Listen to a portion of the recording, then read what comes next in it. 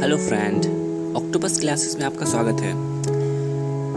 हम स्टैटिक्स प्रश्नों के बारे में बात करेंगे, जिसमें कि अलग अलग क्षेत्रों से प्रश्न होंगे और उससे हम जुड़े हुए प्रश्नों को देखेंगे और उसी से जुड़े हुए और अन्य प्रश्नों को देखेंगे जो आपके एग्ज़ाम की दृष्टि से काफ़ी महत्वपूर्ण होंगे और आपके एग्ज़ाम में आने के चांस काफ़ी अधिक होंगे।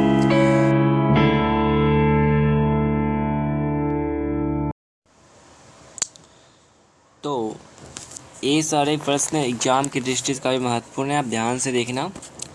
हाँ, तो पहला प्रश्न है इसमें,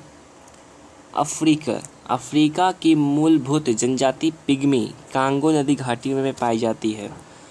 पहली बात तो अफ्रीका जो है पूरे वर्ल्ड में दूसरा सबसे बड़ा महाद्वीप है और पिग्मी जनजाति पाई जाती है अफ्रीका के कांगो में।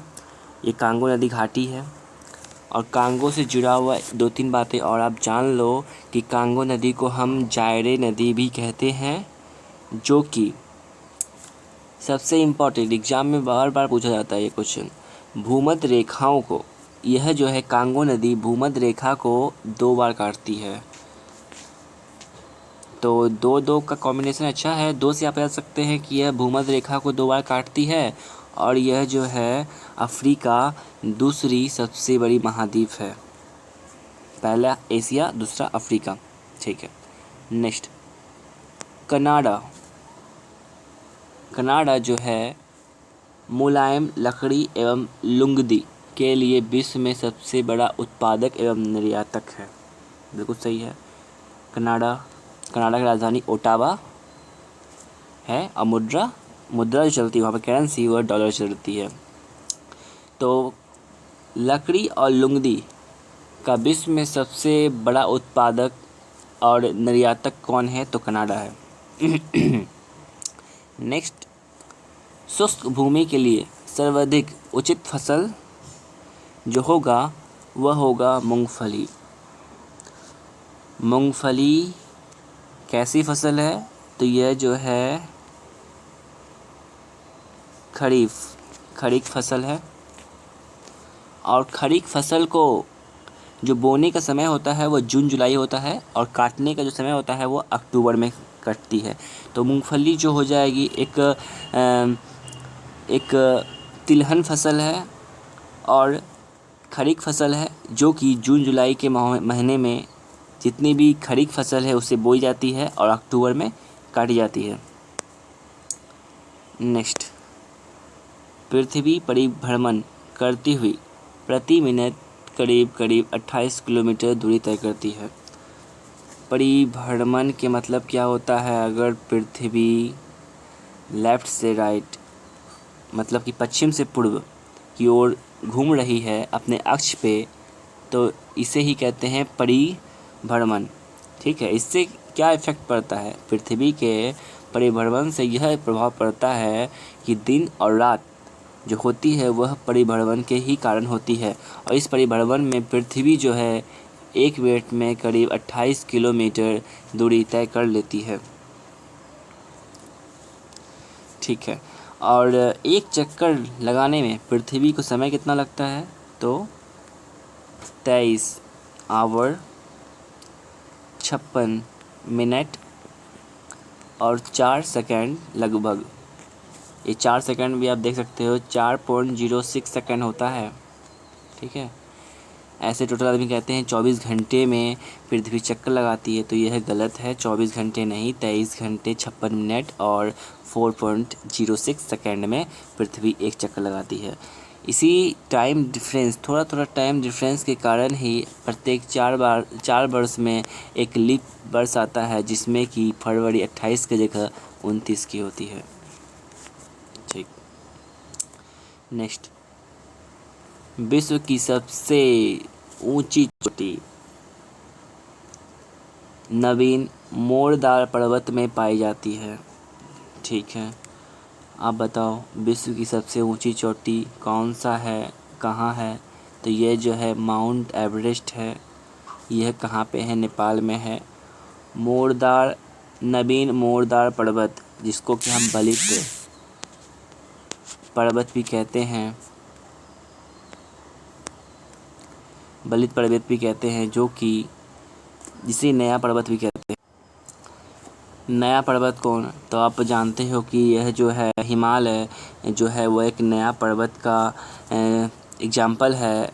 एंडीज और बहुत सारे पर्वत है जो कि नए पर्वत का एग्जाम्पल है। अरावली एक पर्वत है, अरावली एक पर्वत है जो कि राजस्थान में है, वह जो है पुराना पर्वत है। ठीक है, अब हम बात करते हैं नवीन मोरदार पर्वत हो या फिर बलित पर्वत हो, तो वह इस पर्वत बनने का जो कारण है वह प्लेट बर्तनी है, जो कि टर्सियन युग में बना था ये सब पर्वत। दो जो है बड़े बड़े द्वीप जब आपस में सट गए तो उसके बीच का जो भी गाद वाद था वह समुद्र को ख़त्म हो गया और वहाँ जो है एक ऊंचा सा पर्वत निकल आया और लगातार वह जो है बढ़ रहा है ऊपर।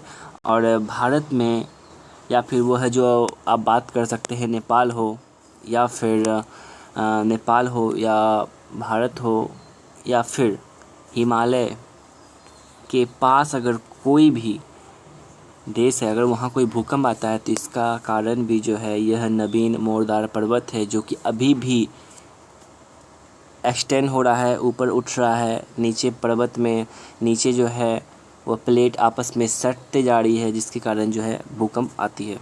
ठीक है, नेक्स्ट हम बात करते हैं असम। कुल मिलाकर 7 राज्यों से घिरा हुआ है। जब हम मैप देखेंगे भारत का तो इसमें हम देखेंगे कि असम के साथ कितने राज्य अपनी सीमा बनाती है और कितने देश जो है सीमा से लगती है। आप भी इतना याद रखो कि असम के साथ जो है 7 राज्य आपस में घिरा हुआ है, मतलब कि पूर्वोत्तर भारत में जितने भी राज्य हैं वो सभी के सभी असम से जुड़ते ही जुड़ते हैं। ऐसा कोई भी राज्य है नहीं जो कि नहीं जुड़ते हैं। असम की राजधानी गुवाहाटी, ये भी आप याद रखना। अब हम बात करते हैं लक्षद्वीप। लक्षद्वीप में कुल 36 द्वीप हैं। ठीक है, और लक्षद्वीप कहाँ स्थित है? तो लक्षद्वीप जो है हमारा अरब महासागर में स्थित है लक्षद्वीप, जिसमें कि टोटल 36 द्वीप हैं। एक और द्वीप समूह है अंडमान निकोबार, है ना। ये अंडमान निकोबार जो है बंगाल की खाड़ी में अवस्थित है। अब जो है बात करते हैं कि बंगाल की खाड़ी, आप ये देख सकते हो, ये दक्षिण भारत है मान लेते हैं। ये आपका इधर हो जाएगा बंगाल की खाड़ी, नीचे हिंद महासागर, और इस साइड जो है आपका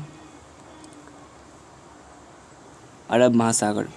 ठीक, तो इसी अरब महासागर में 36 द्वीप है लक्षद्वीप का, लेकिन टोटल जो द्वीप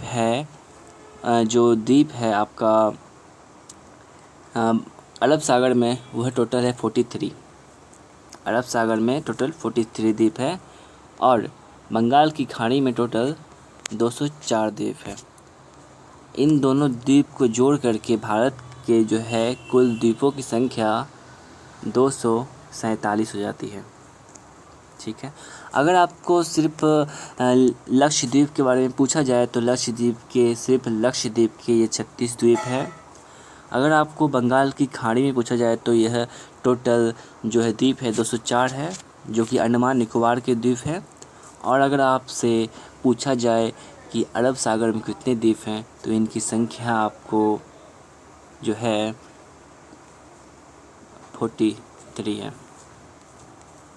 ठीक है, नेक्स्ट, त्रिवेणी नहर में गंडक नदी से पानी आता है। ठीक है, अब ये गंडक नदी कहाँ से निकलती है, पहला सवाल। और दूसरा सवाल यह है कि त्रिवेणी नहर आखिर कहाँ पे है?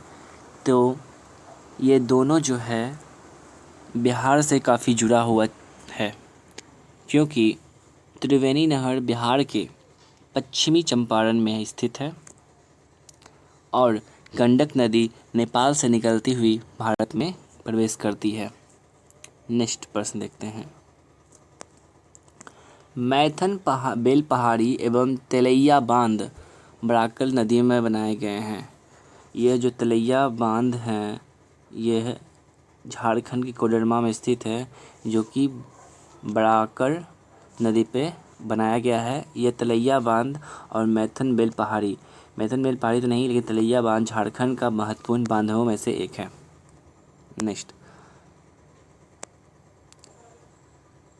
जमशेदपुर स्वर्ण रेखा नदी के तट पे स्थित है। जमशेदपुर हम जानते हैं कि बहुत ही अच्छा एक शहर है, एक सिटी है झारखंड का, जो कि स्टील प्लांट से जुड़ा हुआ है। वही जमशेदपुर स्वर्ण रेखा नदी के तट पे है। और स्वर्ण रेखा नदी निकलती कहाँ से? तो ये स्वर्ण रेखा नदी निकलती है हमारा रांची से। और बाद में ये स्वर्ण रेखा नदी से बहुत इम्पोर्टेंट प्रश्न क्या है कि यह स्वर्ण रेखा नदी रांची से निकलती है और आगे जा कर के एक झील में, एक प्रपात में बदल जाती है। प्रपात जो कि ऊपर से पानी अपना नीचे गिराती है, झरना, उसे ही हम जल प्रपात कहते हैं।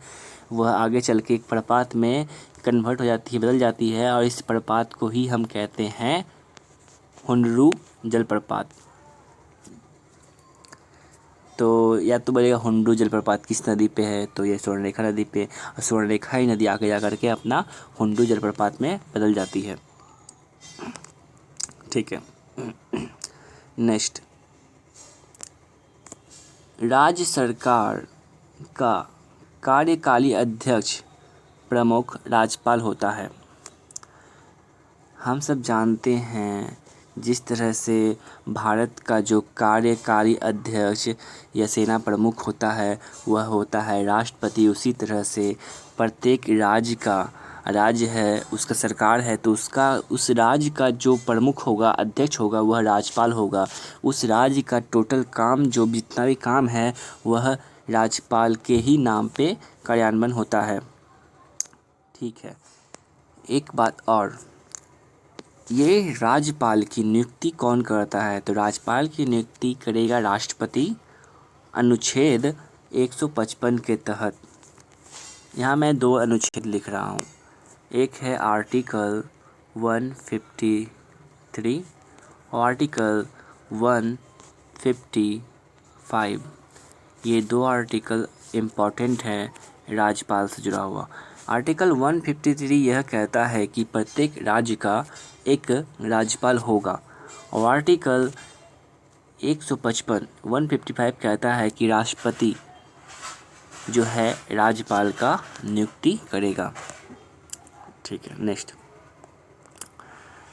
कानूनों के विषय पर राज्य सरकार को परामर्श एडवोकेट जनरल देता है। यह एडवोकेट जनरल सरकार को परामर्श देता है प्रत्येक राज्य के स्तर पे। कोई भी राज्य, जैसे मध्य प्रदेश हो जाए, छत्तीसगढ़ हो जाए, दिल्ली हो जाए, या फिर बिहार, झारखंड, कोई भी राज्य है, तो उसके सरकार को अगर कोई कानूनी एडवाइस चाहिए हो किसी भी कानून के विषय में, तो वह एडवोकेट जनरल ही देता है। और जो है राज्य का हाई कोर्ट जो है, वहाँ पे जो है सरकार की तरफ से जो पेशी होता है, वो एडवोकेट जनरल ही करता है। अब भारत के संविधान में एडवोकेट जनरल के लिए प्रत्येक राज्य का एक एडवोकेट जनरल होगा, उसके बारे में दिया गया है आर्टिकल 165 में। एडवोकेट जनरल की नियुक्ति के बारे में, एडवोकेट जनरल के बारे में दिया गया है 165 में। तो यह आर्टिकल काफ़ी इम्पोर्टेंट है, आपको यह याद रखना है कि एडवोकेट जनरल 165। नेक्स्ट, भारत के संविधान में राज्य के नीति निर्देशक सिद्धांत के अंतर्गत पंचायती राज प्रणाली की व्यवस्था की गई है। नीति निर्देशक सिद्धांत के अंतर्गत ही किसी भी राज्य में पंचायती राज प्रणाली की व्यवस्था की गई है, जो कि आर्टिकल आपका जो है, ये आर्टिकल 40 में पंचायत के बारे में दिया गया है नीति निर्देशक सिद्धांत में, कि प्रत्येक राज्य जो है एक पंचायती राज का स्थापना करेगा। ठीक है। ये बाध्य नहीं है मानने के लिए। नीति निर्देशक तत्व जो होता है सरकार को मानने के लिए बाध्य नहीं होता है। सरकार अपने संसाधन के अनुसार वो नीति निर्देशक सिद्धांत पे दिए गए विषयों को जो है अनुपालन में लाता है, कार्य में लाता है, वर्क में लाता है। इसको ना तो कोई चुनौती दे सकता है, ना ही कोर्ट में लेके जाया जा सकता है। ठीक है, अब हम नेक्स्ट देखते हैं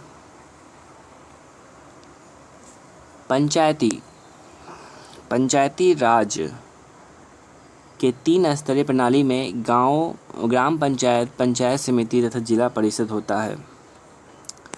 ये त्रिस्तरीय जो पंचायत जो होता है वह त्रिस्तरीय वर्क करता है, जिसमें कि ग्राम पंचायत सबसे निम्न होता है, सबसे ऊंचा होता है जिला परिषद जो कि जिला के लेवल पे होता है। ठीक है, ग्राम पंचायत के बाद होता है पंचायत समिति, फिर होता है आपका जिला परिषद। एक चीज़ और आपको याद रखना है कि निर्वाचन आयोग जो होता है, एक होता है केंद्र लेवल पे, सेंट्रल लेवल पे, या दूसरा होता है स्टेट लेवल पे। तो यह जो है ग्राम पंचायत का, पंचायती राज, पंचायत का जो चुनाव होता है वह होता है राज्य सरकार के अंतर्गत। नेक्स्ट, बैंकों के द्वारा लाया गया क्रेडिट कार्ड भुगतान को प्लास्टिक मुद्रा के नाम से जाना जाता है। तो प्लास्टिक मुद्रा किसे कहते हैं? सिंपल प्लास्टिक मुद्रा को हम, क्रेडिट कार्ड को ही हम प्लास्टिक मुद्रा कहते हैं, जिससे कि हम शॉपिंग वगैरह या फिर किसी भी तरह का लेन देन कर सकते हैं। इसलिए हम क्रेडिट कार्ड को डिजिटल तरीक़ा से हम लेन देन कर सकते हैं, इसलिए हम क्रेडिट कार्ड को प्लास्टिक मुद्रा कहते हैं। तो ये हमारा आज वीडियो का अंत है। हम अगला वीडियो लेके आने वाले हैं, हमारे चैनल पे बने रहें। धन्यवाद।